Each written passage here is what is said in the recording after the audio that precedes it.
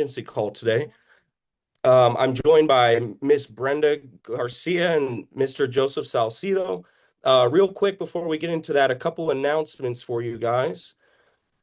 A big one, guys, Life Center and the integrity deal, like people are earning bonuses on this already. There's a couple people that I believe have bonused $1,000 bonus for 10 apps. This is a great way for you guys to integrate, to quote quickly, to pull information quickly. I wish I had this when I was a new agent. There's a great mobile app. Like, look, everything we do here at SkyPoint is about being on the cutting edge and being efficient. This is one of the best ways to do it. If you're new, talk with your upline. Any of us will help you get plugged in. Go write 10 apps, make $1,000, buy some leads and go triple that. So take advantage of this, guys. Another thing we have here is, let's see, we've got the family business, the Roberts family, the three boys, how they built a family business together. If you guys haven't heard the Roberts boys talk about this business, you're missing out. Like it starts with James and then on down. Like the three of these dudes are amazing people. They're great businessmen, great leaders, like, but just even more than that, amazing people. So please plug into this tomorrow. Listen to these guys. The way that they're building a business is remarkable.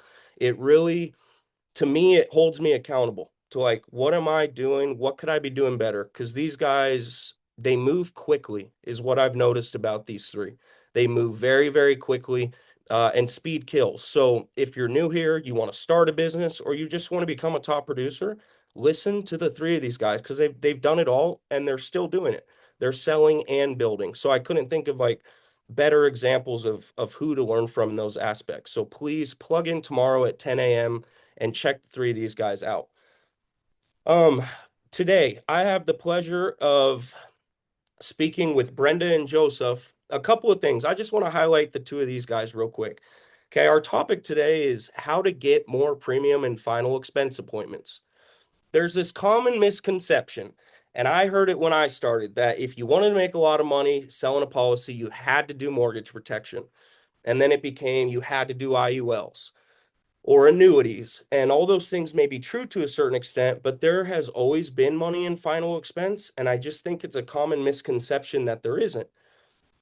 What I want to say about Brenda is if you think that you're burnt out or that you can't do more, I don't want to hear it because I'm going to point you to this woman. I don't know how many kids she has, but she just continues to raise a family, have kids, write a bunch of business, like amazing example to any women in here of what's truly possible. Joseph is one of our top producers, going to be a Hall of Fame producer, and I've seen him come in fairly recently and just kill it right away. He's done final expense in a way that's really impressed me. He's always got a ton of premium out of clients, and I think you guys will notice when he starts to talk what I mean. I'm gonna kind of kick it to you guys. Like, you know me, the first thing I want to know is about the mind and where two people like you start specifically in getting higher premium and final expense appointments. Brenda, what kind of mindset do you carry into these calls specifically regarding premium? Thank you, Wyatt, for having us and Stephen.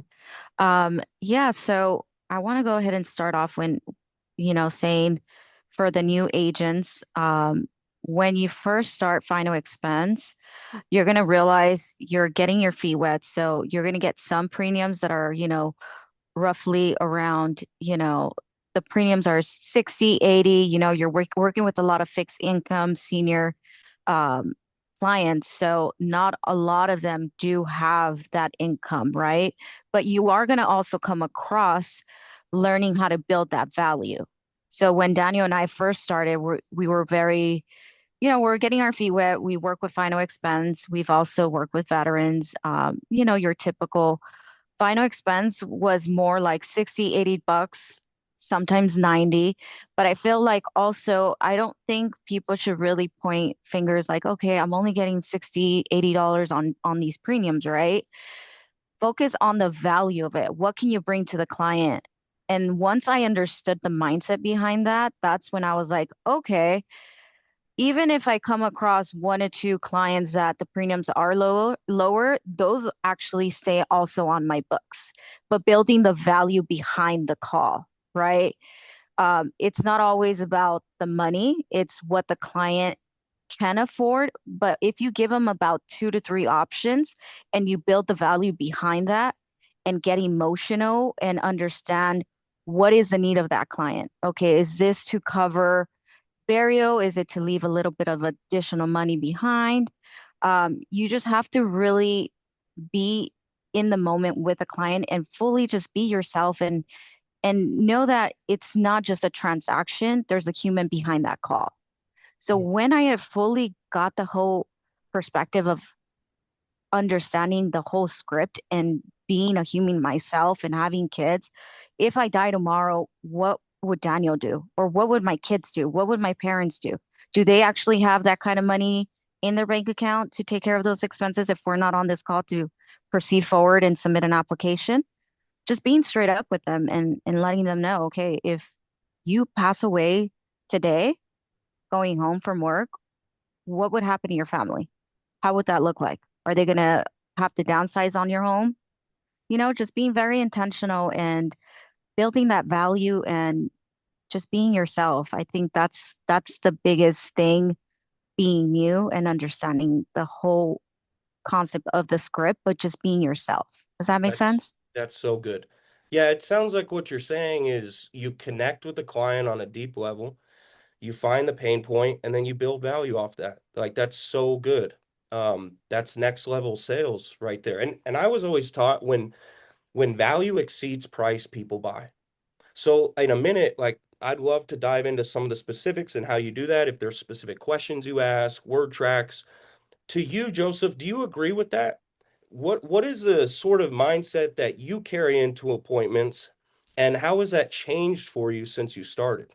Did you always come in with that mindset?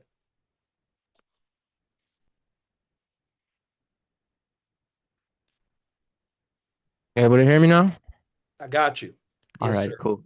Yeah, no, most definitely. I do agree with everything that Brenda had said when it comes to mindset coming in.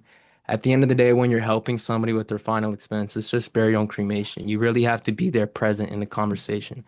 Listen to what they are saying. Find out what they're looking for and how you as the underwriter can strengthen their position.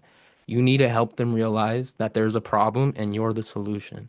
Final expense is an emotional purchase, conversation about death, burial, legacy. Being human, empathetic, clear, and direct helps you connect and close the deal. When it comes down to it, you don't really want to try and make the sale based off of what Brenda and Wyatt said, price. You want to build value, and that value is built based off of emotion, especially when it comes to final expense. Now, I would like to say address concerns clearly and avoid all the insurance jargon. These are Mm. senior citizens. They're not really educated when it comes to stuff like this. They just know the basics, so keep it simple for them. Don't overcomplicate it. When you talk more like a human and build some sort of connection mid-call, there's trust built. And when they trust in not only what you say, but what you can provide, they'll simply buy more insurance. That's so good. That's so good. Yeah, guys, in informed buyers make decisions. I love what you said about avoid insurance jargon. That is so good. The best compliment I've ever received in a call is thank you so much. You are the first person I've ever talked to that explained it in a way I could understand. That right there is worth its weight in gold because a person's not going to move to make a decision if they don't understand the decision that they're making. And like to add on to what Joseph said, I've always felt that way too, that emotion is what actually moves a client to make a decision. Logic just reinforces the decision that they make, right? Because we're dealing with procrastinators by nature. Okay, who are we dealing with, guys? Let's just 65 to 85-year-old Americans. The average Social Security payment in this country is like 1865. These are blue collar Americans mostly that have worked hard. They try to save money. But in regards to insurance, they're procrastinators by nature. So how do we set ourselves apart from the 10 other insurance reps that they've talked to? I think it's we find that pain point, we get the emotion and we discover that and don't go deep with that, and then we reinforce it with logic. Hey, this never expires. The price never goes up. Your family keeps whatever money is left over. It covers you immediately. We're going to shop every carrier, yada, yada, yada, right? But the emotion, logic alone will not get people to move. Emotion is what's going to do that. That's so good. Brenda, when you think about your script and how successful that you've been with this, like, is there anything, any word track, any specific line of questioning that you ask? Like, how do you quickly get into connection with a client to be able to have permission to find the pain point and build value on that? Right. So in the beginning, when I first started, I honestly sounded like a robot. I would just read the script and, put a number one if that was you when you first started. You're just like, okay, what do I have to do next? And then you're like navigating around your computer. So, um, yeah, everyone's dropping a one right now. So yeah, when I first started, so if you're new here, don't worry. We've all been through that. We've all been through the fears and whatnot, but I promise you do get better. And once you get better, you become confident and at some point you stop using the script. And then when sometimes you do get too comfortable, you're like, you even catch yourself, oh shoot, I should have not said that. I'm being too much. And you have to go back to your basics, right? So I would say just I wouldn't, there's no magic or there, I wouldn't say there's a specific way of asking things is, well, there is a specific way of asking things, but just sticking to the basics. If your upline is telling you this is how it works, there's a blueprint, follow the blueprint. And once you get comfortable with it, then definitely add in a few word tracks that you hear from other people. And the way you're going to be able to do that is by being on Zoom, unmuting yourself, getting yourself uncomfortable, of course. Um, but just the basics, you submitted a request, you go through the basic information, first name, last name, the health questions, the budget. You always want to hear, like, let them speak. That's what I learned. Don't overspeak too much. Always let the client speak, and it's gonna guide you. And they feel that because if you're just commission breath, the energy on the call, it gets awkward.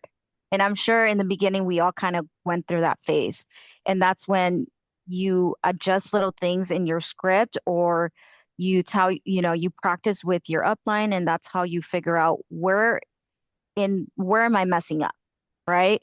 Um, so I feel like there's not a specific way for final expense. It's very direct, because you just go over your budget, you give the options, you understand the why is the most important thing. And for me, it's just that you just Talk, got to go through your flows, right? talk to me about the budget. How deep do you go on the budget? What is the point of you asking about it? How do you work the budget? Right. So for the budget, obviously I ask, you're retired. If they hit a certain age, are you receiving Social Security? Um, for some veterans, I'll be like, okay, same thing, are you getting disability? And then from there, I am able to gather their income. And then I'm like, okay, with all fi your expenses paid, food on your table, what are you typically left with? Right? Because the last thing I want is to put a burden. We're trying to remove the burden from you, not provide you one, right? So I don't want you to be left with like $20 in your bank account. Like that's the last thing I want. So to take care of this burial or cremation, what are you left with?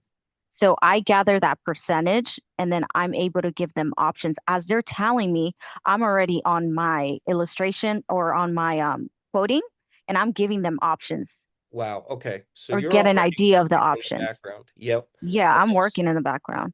love Um, it. yeah, and then from there, obviously, I already have the idea of okay, this is his budget. I don't want to exceed his budget, but I'm also going to give him the max amount what he can get. So I'll give him a low at budget, low, and a higher one. But once you build the value, that's how we're able to hit those higher premiums because you're building the value. Okay, if I can do 8,000 to 10,000 or even 15, I rather do the 15 because I built the value with the client, not just the value part, but the emotional part. Okay, it would take care of the cremation and a little bit of something for your daughter to, if any final expenses do come, then they have a little bit of something to buy time with, right? Yep. Love it. Okay. So you're asking specifically, I would take notes on that, guys. She goes through, she's going to get the income. Are you retired? Do you take a VA retirement? What are your bills like? What are you left with? Right? Let me get like a real number so then I can accurately quote. And in the background, she's in Americo Integrity Lead Center, whatever the case, she's already getting ahead of the game so that she can pivot and she can react quickly to whatever the client says. She knows the numbers before she presents them. She's planning ahead. Um, you know, I think like one thing that was hard for me to figure out in the beginning was there was a lot of fear around quoting. Like I had a lot of fear that if I quote the wrong number, they're going to hang up on me or they're going to kick me out of their house.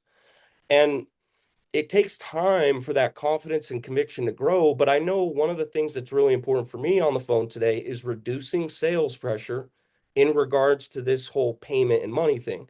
Joseph, how do you reduce sales pressure specifically in regards to bringing up the money question, talking about budget, talking about payments? Is there anything you do specifically?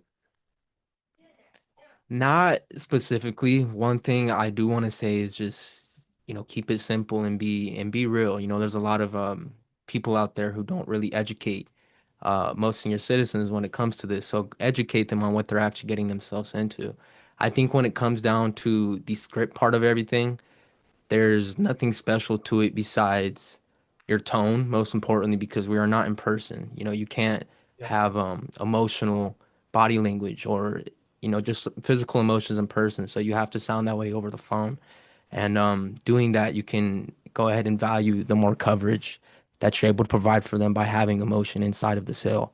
When it comes down to the actual final expense call of things, building the value to take care of the burial or cremation addressed all of the final costs because not most senior citizens understand what really goes into the burial or cremation, especially if they plan on getting buried with a service. I like to ask them, do you plan on having a service at all? And then usually when you get into showing the options, are you aware on average on how much a basic burial with a service can cost in the state of Connecticut or Massachusetts or Arizona? And then from there, just go ahead and dive into it, especially if it's a burial. You got to pay for the plot, headstone, casket, vault, transfer of the body, storing of the body. If they do plan on having a viewing, go over that a little bit. They got to pay for the chapel, priest arrangements, flower arrangements. There's a lot that goes into it, and especially when outside of the actual burial and cremation, there's a lot of things that they may leave behind to their families, such as medical bills, outstanding debts. Um, Speaking of their family, when the beneficiaries have to, travel, take time off of their work, are they able to afford to do that? Can they travel and, afford that plane ticket and afford the hotel stay while they're out there taking care of everything? So you really have to dive into the deeper side of the financial aspects when they do pass away, not just with the final expenses, but the outside sources of everything that goes on behind that. When do you address that in the call? Because that's so good, right? Like, is this just kind of organically happening during conversation with them? Is this when you're going through the budget, you're asking them, "Hey, Mary, who's picking up the pieces when you pass away? Do they live here in Arizona with us, or are they out of state?" Is that kind of how you're doing it, or So I normally ask that while I ask for the beneficiary, okay? during the financial inventory part of things. But there's something I want to add on to that. There is three very big questions that I do ask before showing options. Okay. The first one is, Mary, God forbid you pass away tomorrow. What would that look like for your family? Would they have the funds to help take care of that burial, or would they have to do a GoFundMe, come out of pocket? How would that look like for them? And then another question I ask is, have you been shopping around lately, or is this your first time doing so? That way you can go ahead and know ahead of time if they already know what's how this is going to work, so you can go ahead and explain to them the process, so they don't have objections ahead of time. It's like pre-objection handling, like I mentioned Yep. last call. Um, the last question I like to ask is, um, God dang it, it crossed my mind. Well, let me add something while you maybe it comes to mind. Like, guys, if you're new, take note of those first two questions. Okay. Hey, Mary, God forbid you pass away tomorrow. What does that look like for your family? Number one, he's willing to be uncomfortable with the client. That's the biggest thing. Like, he's not selfish enough where he's only going to go surface level. He's willing to ask, what does this actually look like? And I can guarantee you, whatever her answer is, there's another question following that one. Oh, my daughter will cover it. Got it. Okay. Does your daughter live here with us in Arizona? Got it. Does she have kids?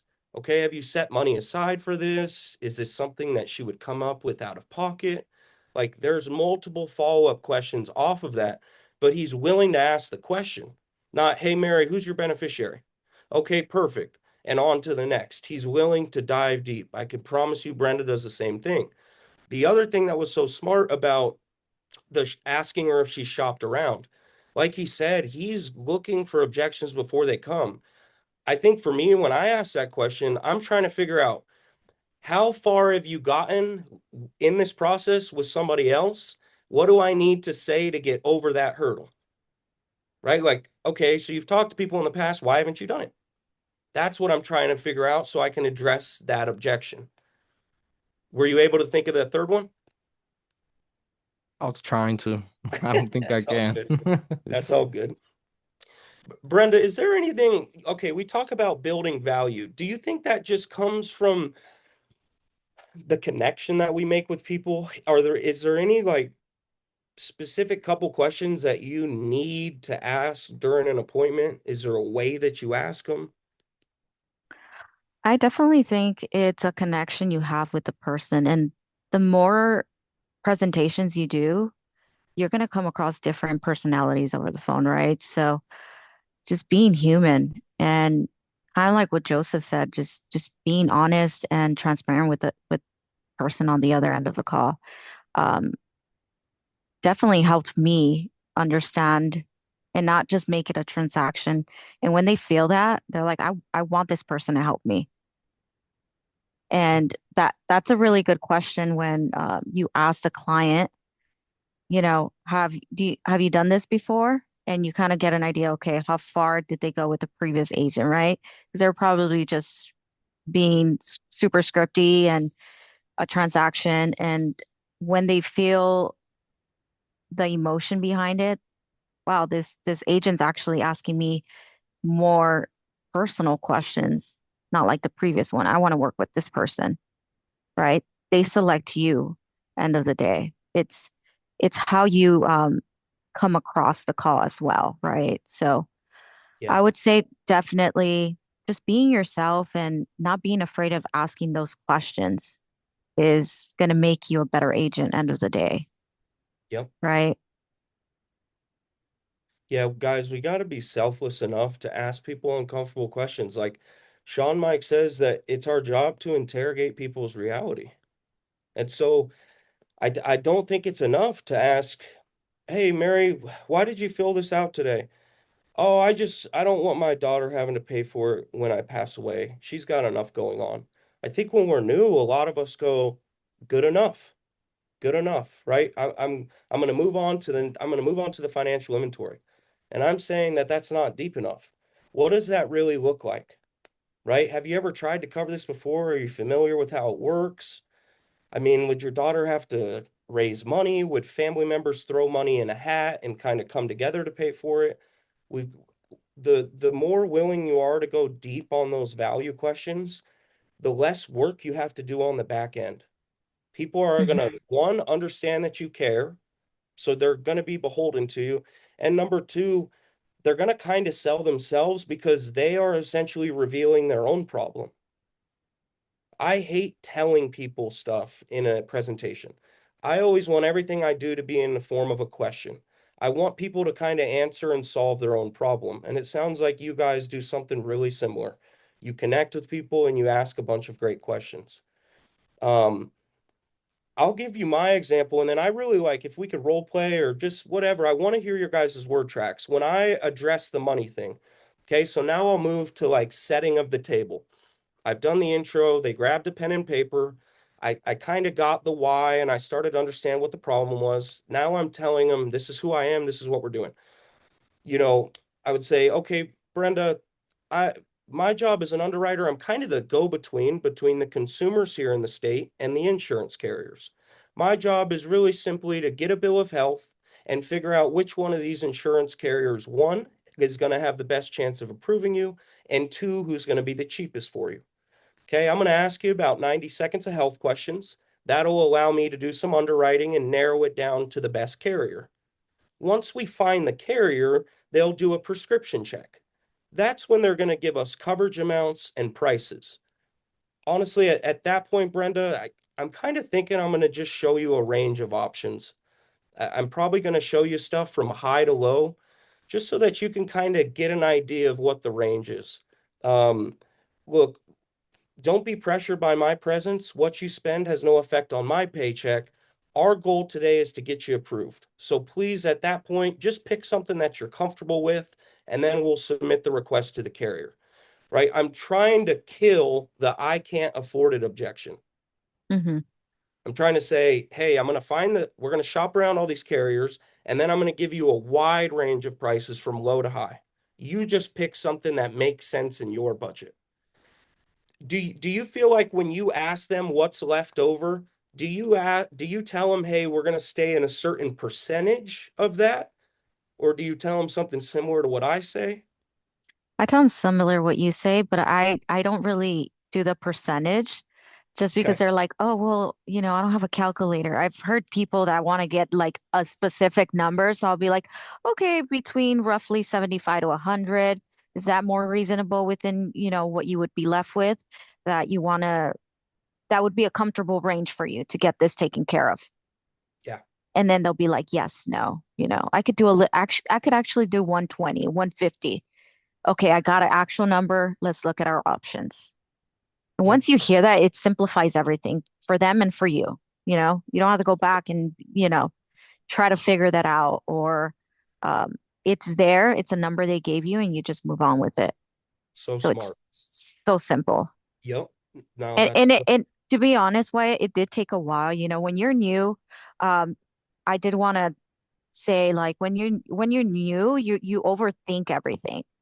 and you doubt yourself so much. And that's why it's so important to be with the right environment, the people around you. Your upline is important, being on Zoom, jumping on calls, jumping on trainings, because it's going to help you get better every single call you get or come across. Every fail you come across, it's going to make you better for your next call. You learn from everything, all your mistakes, right? So that's definitely helped me become the person I am and as an agent as well. Being more patient, understanding, hearing them out, not just being transactional, but improving every day. So good. Yep. Don't get discouraged, guys. I mean, this is the stuff we have to go through to eventually get to the point where you're at. It's so true. Joseph, when you're setting the table, right, you've educated them, you've got an idea of the why. Now you're telling them who you are and what we're doing today. How do you specifically address the money or the monthly payment? Like, is there anything that you say, a word track or a way that you let them know this is what we're going to do with the payment? Right. So there's a reason why I asked those couple of questions that I said earlier before I showed them their options. That way, especially the first one, that way, while I'm showing to them, it could be on their mind as they're thinking about what they need this money to help take care of. When it comes down to it, the actual premium of the policy isn't really going to withstand on them buying or not. You really need to dive down deep into what I said previously in order to build the value. And doing that, going up towards it, before you show them the options, you really gotta just address how it works. So my job is to see if we can get you approved. Once we go ahead and see if we can get you the approval, the policy will be sent to you in the mail in around a week and a half from now. From here on out, I will be your direct personal agent for life. If you ever have any questions or concerns, my phone number is available for you 24/7. You can reach out whenever. I'll always be there. Now, when showing them the options, I like to ask them how I said previously, are you aware on average how much this can cost? So that way they know what they're actually looking for. Some people, I spoke to a lady the other day, she said cremation's $12,000. I was like, no, it is not. It's you're looking anywhere from 3 to 5 thousand at most. So most people don't even know the actual price. So definitely tell them that and let them know on it. So that way they know what they're actually shopping for. Once you have these options down, I always like to say, because I give them three options. Normally, if it's cremation, I show them a 5, 8, and a 10. If it's a burial, I show them 10, 15, 20. Um, Now, these three options are more than enough to help take care of what needs to get taken care of. You can get qualified all the way up to 40,000. So if you did want to see a little bit higher, we always could. Obviously, I do always recommend starting off on something you know you can afford on a monthly basis. And most importantly, what's enough to help take care of that burial? Because that's the most important part, and that's why we're on the phone today. So, did you want to see a little bit higher than those three options, or do those three kind of make more sense to you? And once they actually pick an option, then that's when I say what I said at the beginning. Awesome. It's my job to see if we can get you approved for that. Got Should it. only be another 5 to 10 minutes. Hey, real quick on your quoting, are you doing top down? How do you quote? Is there a specific closing question that you ask after you show the options? Is there a way that you ask it? I just do lowest to highest. So Lowest to that way, highest. Okay. correct. And then Okay. immediately after that, I ask that question. Got it. Brenda, how do you quote and then how do you ask for the close? Yeah, so I'll be like, okay, so I do have here option one. Oh, well, first I'll be like, all right, Wyatt, do you have that pen and paper? Yep. Yeah, perfect. Okay, I want you to go ahead and write option one, two, and three. Obviously, separate them and then underline each option. Okay. So I do same thing like 5, 10, 15, or I'll do 10, 15, 20, just depending on if it's cremation or your traditional burial, right? Okay, on option one, Wyatt, go ahead and write 10,000 in coverage. And let's just say that's $70.40. Okay. All Got these it. options would have the same benefit. I'll go down the benefits, build the value there.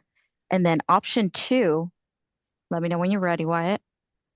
Okay, go ahead. It's 15,000. And that one is 120 to be exact. Okay.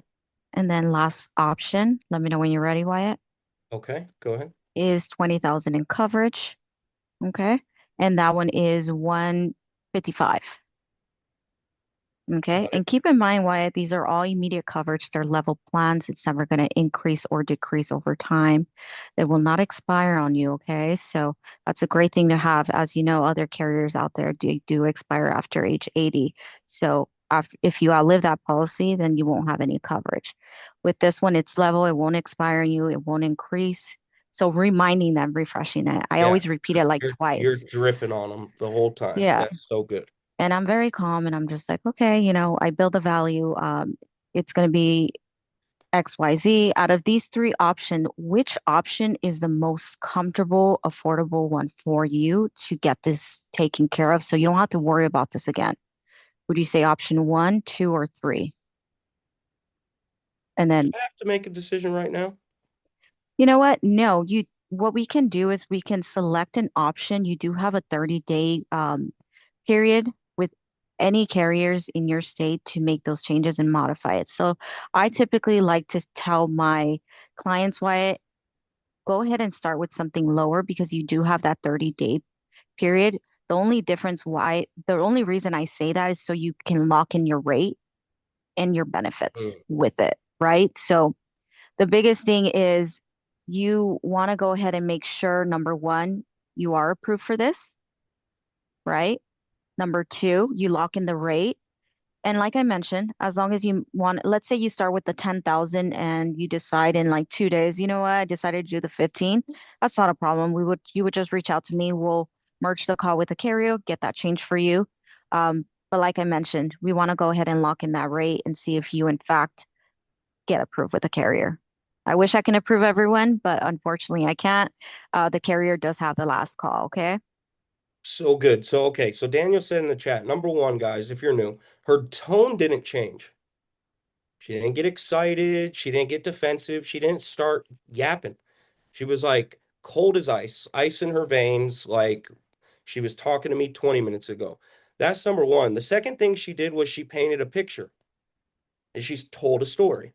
Hey, why? What I would recommend, well, let's say you started with 10 and you could get approved here. If in a couple of weeks after you talk to your family, sit down with the kids, if you think you want to change that, give me a call back and we'll adjust it. She's painting a picture of what the future looks like for the client, right? She's being very assumptive in her language and painting a picture for him. And then she did a takeaway too, which is like a cherry on top of like, oh, and hey, I can't approve you. Like, just remember, you're not approved. We're trying to get approved. You're not really making a decision, right? She's reinforcing all those things so smoothly, which is really, really good. Um, So you want to do that 10, Wyatt, or the I think 15? we start in the middle. What would you think? I think starting in the middle makes sense.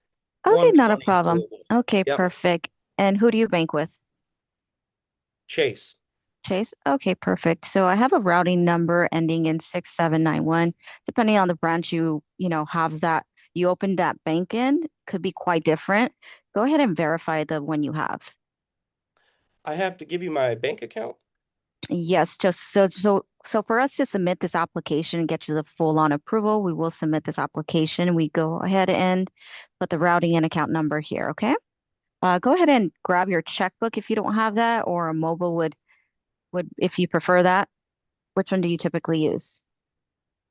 The mobile app. Okay. So I have So 1627, last four. Go ahead and verify the remaining numbers just to make sure we're inputting everything properly on your end here, sir. two And then five boom. 381. Yeah. Well, like, see, she asked again, which is so good.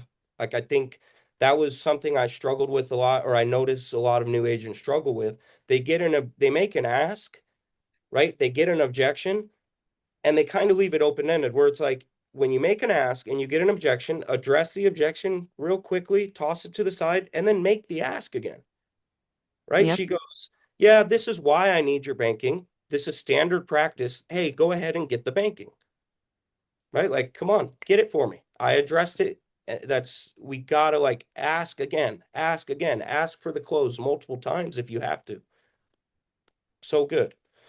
Something that I'll add with like the way that I quote or just the way that I find money is everybody's going to tell us, I would say 90% of the time, that they want to cover a funeral or cremation. But guys, keep in mind that no matter who we're talking to, except for a very unique, rare person, there's value in this aside from just the cremation and funeral. Okay, if you have a single man, no kids, not married, he's got a cat. There's not a lot of value in that, right? If his friend is his beneficiary, you're probably just covering a cremation. Where's the value? If he doesn't want to leave his friend money, he just doesn't want to burden him. Okay, I don't care if you're talking with a single mother who just wants to make sure her adult children aren't stuck with it. There's value in, there is a desire in her, I can, most of the time, to at least leave her kids something. So at the beginning of the appointment, no matter who you're talking with, and you ask them the why question. Hey, when you fill this out, are you just trying to make sure that the basic funeral expenses are covered, or are you trying to leave some money behind? I just want to cover the funeral expenses. Got it. As I go through the call a little bit and I dig into the why and I find the problem, I'm just very simply going to ask, hey, Brenda, if possible, is leaving some extra money behind, is that something that you're interested in? If you guys just ask that question, you will start to pick up more premium because almost everybody is either going to say yes or yes, but it depends on the price. And I'm just going to say, okay, perfect. I'll show you some options to do that when we get to it. I'll just focus right now on why you filled this out. Then when I go to quote, I can show them any number in the world. Hey, I know you want to cover your cremation. Here's 30,000. It's pretty high. I just at least want you to have it written down in the future. If you decide to ever move up, you can. This is just if you wanted to leave your son some extra money, like we spoke about. And then I'm going to kind of move down from there. The last and the lowest option I'm going to show them is like 10,000 for a cremation. The other thing that I'm going to sell heavily, guys, on cremation is inflation. And I'm going to do that when I'm educating them. Hey, Joseph, the statewide average here in New Mexico to cover a direct cremation is about 3 to 5 thousand. The only thing that we've got to keep in mind is some inflation. You know, God willing, you're not passing away tomorrow. We just want to keep that in mind. And in my experience, most families, 10,000 typically seems to be the sweet spot to account for cremation. Does that make sense? They all go yes. So what that does is that makes 10,000 my floor. So like I really am not quoting below 10 unless I absolutely have to. And if they ever ask why, I could say, well, Mary, again, cremation today is 5, but 10 years it won't be. And they all go, oh, okay. Does that make sense? Um, do you guys ask any questions as you're going through, like during the financial inventory process, Brenda, are you, like, let's talk about actually a husband and wife. The way that it was taught to me by Will was I get premium by killing people on paper. If I'm in a home with a husband and a wife and there's two incomes and there's a mortgage, two car payments, all this, I go, okay, Mary, you're dead. And I cross that out. Half the income's left and all these bills. That's the way Will taught me. When you're going through financial inventory with a husband and wife, is there any angle that you're taking, questions that you're asking? Yeah, so when you say that, it kind of reminds me of like a mortgage protection, the way I ask, Totally. because I'm like the wife, I that is if a wife is the one on the call and she's the one making sure, I'm covered if my husband dies tomorrow, like the house is going to be taken care of, right? So I like to say, okay, Mary, if you pass away tomorrow just with your income, how would that look like? Are you able to take care of the mortgage, your car payments, your insurance, the kids? How would that look like? So it gets emotional. Us women, we're more like we want to take care of the kids and we want to make sure it's handled and taken care of, right? Yep. And then the husband, if your wife passes away tomorrow, how would that look like? I noticed that the men are like, well, I'll probably downsize on the home. They're very basic. They just want to make sure the wife is taken care of. So I notice even on premiums, their premiums are way higher than the husband because the husband wants to make sure that the wife has more coverage. Obviously, the premium's going to be higher. And the husband's like, okay, I'll just do this one. You know, I'll do like mid. I've noticed that too. No, I've noticed that too. And it's just, I don't know if it's just like a marriage thing, but that's what I notice. Men tend to go a little lower on the premium, or sometimes it's even. It just depends on the person. Um, but those are the questions I do like to ask. How would that look like? Just because you're getting emotional, you're being human. Because I know if I didn't have insurance, which we do, but I know if I didn't have insurance and Daniel didn't have insurance and we get hit by a car, who's going to take care of that's the only thing I'm thinking of. My kids, right? Absolutely. Yep. What's going to happen to my kids? You know, we we don't own a home, but we rent. So what's going to happen to that? Who's going to take care of those expenses for them? Yep. So you have to just be realistic on the call and be uncomfortable asking them those questions. It's Because so, go go ahead. ahead. Because I feel like it's sometimes we forget because we live a you have to remember a lot of these people also work either a 9 to 5 or they're retired. They're not really thinking about it on a daily basis. Like, I need to take care of this. They're thinking about it either a family member passed away, they're getting older, they came across an ad, but it's not a daily routine that they're thinking about these things, Sure. right? Would you agree? Yep. So I feel like getting uncomfortable on these calls with your clients, it's the key to getting better answers, asking better questions, what Steven says, right? Asking better questions, and just being human. But That's right. that's what I realized. You know, guys, I always say it like you got to think when somebody fills out a lead, if it's 2 weeks old, they filled that out emotionally. Now you're calling them 2 weeks later. Life has happened, work has happened. When you call them, that emotion is left. Okay. So the same emotion that drove them to fill out a lead is the same emotion that's going to drive them to buy. So we need to tap back into that because the emotion's gone now. If it's a 2-year-old lead, it's gone. So it's so important to get uncomfortable. And I would say I've noticed so many new agents are so afraid. I was in the beginning too, to do a call with a husband and wife. It seemed so intimidating. Those are the best appointments, the best. Okay. You're going to make the most money in them. They're going to be the most fulfilling. And here's the thing, typically, you got to sell one spouse. If you can close one spouse, that spouse closes the other, in my experience. So don't, if you're new, do not be afraid to do a husband and wife, right? It's easier to build value. You can ask uncomfortable questions and kind of get them to figure it out together, right? Um, Joseph, you work with a lot of new agents. You're new yourself and you've had so much success. Like this is maybe fresher for you.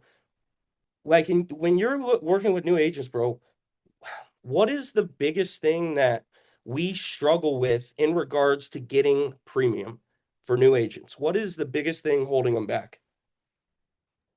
I think it's the belief in themselves. They most of the time don't have belief in themselves and in the general process of actually doing this and how the business works. When you don't believe in it, that energy can really dilute your whole day, your whole workflow, your whole energy, and that energy can go towards the phone once you're actually on the call. So a lot of new agents need to come in going, head first, not scared, and it's really the best way to do it because the faster you fail, the faster you learn, the faster you know what works, what doesn't work. You can really just get through it a lot quicker, and the learning curve becomes a lot easier. So just be yourself, have trust in the system, have trust in yourself, and don't be scared when you're on the phone. As much as it's hard to do, if you want to be successful in this, there's no other way to do it. So good. My answer would be the same. Like the biggest thing, guys, is don't decide for people what they can and can't afford. I did that for like my first 6 months. And I'm like, my premium sucked. I was confused, I was frustrated, and I had to get honest with myself and realize all I ever showed people was 5, 7, and 10 because I was deciding what they could and couldn't afford. And that's not right. And I was leaving a lot of money on the table because people, and I don't care what you're buying, jewelry, a car, people will spend more money and they actually want to spend more money to get something that makes them feel better. They'd rather have 30,000 in coverage for more money because having 30,000 feels better. It feels significant. And so that's number one. Like, don't come in with that limiting mindset and belief system that if you show somebody a number that's too high, they're going to walk away and it's going to kill the deal. It's just not true. If you've connected with them and you've built value, you can show them anything. And if they freak out, you say, "Hey, Brenda, I just wanted you to see what was available. Please still write it down because in a year from now, you might want to move up to it. I'm going to show you some lower options here. You have that in your back pocket, but don't decide what people can and can't afford. People are going to blow you away. They're going to say they have $200 left over a month and they're going to spend 200 on a premium. Be like, you didn't even tell me the truth in the financial inventory, right? It's like they don't always tell us the truth. I'm going to challenge actually new agents to do something. When you are quoting, I learned this from Alex Hormozy. I want you to give them a gasp option. I want you to show them an option that makes them go, I can't afford that. Number one, if you show 10 people a gasp option, one of them's going to pick it. And you're going to have a $220 monthly premium. It's going to be awesome. The second thing is they're going to go, I can't afford 205 a month, but the one for 137 looks pretty good. When you show people that high option, it builds value in all the others that you show them. And it's going to force you to confront that limiting mindset and belief that you have when you're new. Show them a freaking gasp option. I promise you, you're going to close some of them and you're going to close higher premium as a rule. Um, we'll just open it up real quick for a few minutes to a Q&A. Any questions, drop it in the chat. I'll try to have these two answer it. Any questions, anything at all?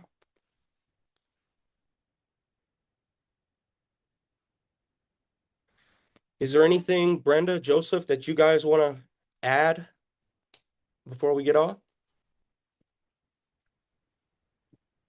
I'll definitely say if you're a new agent, don't be afraid of, failing because we all Mm. go through that phase. Um, and also asking questions, ask your clients better questions. You'll get better results and you'll build that trust. They'll trust you. They'll be comfortable with you and it's going to lead you to a close. And every time you're on a call with a client, just be very open-minded and positive on that call that you are going to help them out and um, backing away from that commission breath, uh, just being intentional and you're going to get to that next level and become a better person. Because I feel like with this industry, you get to know your limits too, as far as mindset. Um, I feel like it's a number game. So you're going to have good, good weeks, bad weeks, but never a bad month, right? So it's definitely just being intentional on each call and just being very positive every day. Love it. That's what I have to say. Love it. You do a great job of it. Joseph, Steve asked, when you guys write husband and wife, do you do it at the same time or do you do it one at a time? So when I'm going through the setting the table part, I usually ask, is this something that you would be able to make a decision on your own, or would you have to talk to the wife about it? And normally, if they say, I have to talk to them, I would like to try and schedule an appointment for a time where they can both be there, so that way you can not deal with husband and wife objections. And like Wyatt said, you can have both of them there. There's more premium. You can make two sales.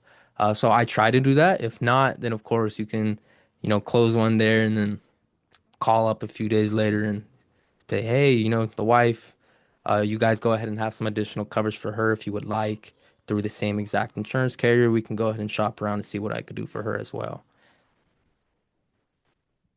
Awesome. Brenda, do you have any experience with saving uh, policies pending lapse? Do you have a specific way Oh that you do yeah. that? Okay. Um, so let's say it's lapsing, right?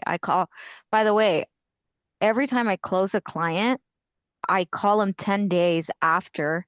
Let's say it's a immediate coverage, right? So for example, America, they usually either I email them a PDF of it or any carrier, or I text them and I send them a photo of their coverage, carrier, um, just like the basic info of the approval. And then in 10 business days, I give them a call because I want to make sure they actually got that physical hard copy in the mail. Okay. And then once I do that, I I try to get referrals. So let's say if it's family members, do you know of anybody that would benefit this? Just want to touch base. You got that policy packet in the mail, XYZ. So let's say I go through that whole process, right? And then maybe 2, 3 months in, you'll randomly get like a lapse pending, right? You want to call them because sometimes they do get new banks. And I had a client, for example, was with Ethos. It said lapse pending. So I called her and I'm like, hey, Yolanda, this is Brenda just reaching out. I wanted to touch base. I do see here that on the portal it states that it's lapsing. Sometimes it does glitch because you don't want to like offend them in any way, right? So you're like, I want to make sure, your policy's in fact in force. So did your last payment go through? Do you want to go ahead and check your bank statement? Mm, So I make them check their bank statement if they don't, because sometimes they don't know. And, yeah, with internet and all this like technology, sometimes our portals do glitch. So being on top of your business is very, very important. You have to check all your carriers in the morning, super early, and that's how you come across these. So she told me, "Oh, I actually changed my bank." So when I asked her, "Do you want to check your bank statement?" She was like, I forgot to give you a call, and I was like, not a problem. So let's do this. Since I have you a call, my next appointment's not until an 30, 40 minutes from now.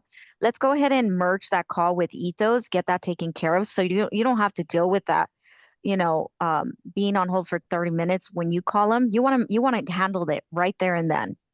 perfect. You get on a call, you merge the call, you get that new banking, and now it's on back on auto pay. So I've had scenarios like that, or let's say, oh yeah, it was too expensive. I ended up, deciding I wasn't going to go with that. Okay, well, would you say, $90 is more reasonable instead of that 160? You know what? Yes, that sounds more reasonable. Okay, so the process would be the same. The only difference would be, um, starting a new application. It's going to rerun your MIB report, so I have to send you those authorization codes. But I have all your information. Um, I just want to make sure before we do that, because I don't want this to affect future, for you to get a future approvals. Um, is this really a reasonable price for you? Because like I mentioned, we have about 30 carriers. I can do all the shopping. I have your prescriptions. I know what you've been diagnosed with before. So I'll do all the shopping for you. So I just want to make sure this is going to be a reasonable price for you, Mary. No, Mary, Brenda, 90 is perfectly fine. Perfect. Perfect. Okay. Give me 1 second. Let me go ahead and run that app for you. I'm going to send you that Okay. authorization code and get this going for you. All right. Okay, perfect. So there's many ways you can go about it. It's just, kind of being human. There's not a specific But way to ask it. I think the root of what you're saying though is so valuable. What she's saying, guys, is she doesn't avoid the problem and pretend it doesn't exist. And I've been guilty of that. Of like, oh, I see it on my labs pending, we'll see what happens. That's not that's not what she's saying. Like, address these issues head on and handle them. And if you hate having to deal with this stuff, go kick butt and hire an assistant. And then you don't ever have to deal with it again. Right. But what she's not saying is just avoid it and pretend it doesn't exist. Um, so good. Let's see, a couple things and we'll wrap it up. Almond, no, I don't prep them with, hey, I'm going to be brutally honest with you or anything like that. Um, the question I've always asked is, hey, Almond, oh my God, I just missed it. Oh, hey, Almond, is this something that's been on your heart for a little while? Have you had any health scares, any deaths in the family? Like, what's going on? And that to me seems sufficient to get them talking in the right direction. I think the trick with going deep with people is just asking really good questions and doing it with great tonality, right? You don't want to ask a deep question the way you would ask what medications they're taking. There should be some empathy in your voice. The pace should slow down a little bit. And then lastly here, Mr. Samano, for newer agents, at what point would you recommend someone to walk away from helping someone and not forcing it because it may be a chargeback, policy lapse, red flags? Great question. Do one of you guys want to answer that? At what point do you walk away and say, it's not worth my time, I'm moving on to the next? Joseph? That's a great question. Honestly, I would say if they have been shopping around for a long time, then you already know that this is something that they've been doing over and over again, and you can automatically assume that it could be a red flag. Speaking of which, when you're running an application, let's say through Ethos, and you get to the end where banking pops up. If the bank automatically can show up there, then you already know it's a red flag because they possibly already had it through Ethos before. It lapsed because of a missed premium, whatever the case may be. And I think most importantly, tonality and them right in the intro of the call, especially when they're immediately asking, what are the prices? I don't want to hear any of this. Can you just get straight to the point? You already know that that's somebody who's not trying to hear you out. They're most definitely probably don't understand how the whole situation works and what could actually happen in the events of a passing.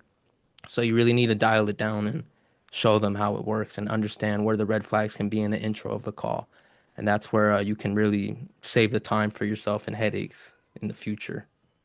It's real. I would add lastly, guys, this is the point of our scripts, right? Understand that if you got a script from one of these managers, they've done this for a long time and at a high level.